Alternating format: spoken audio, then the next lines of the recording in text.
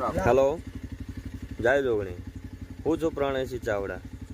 અમે અહીંયા હવે ગિરનારી ખીચડી બનાવવાનું સ્ટાર્ટ કરીએ છીએ. બધું તૈયાર કર્યું છે ગિરનારી ખીચડી બનાવવાનું. હવે ગિરનારી ખીચડી બનાવવાની તૈયારીઓ થઈ રહી છે. પહેલાં આમાં તેલ એડ કરીશું. વઘારેલી ખીચડી. હવે તેલના અંદર આખો મસાલો નાખવામાં આવશે.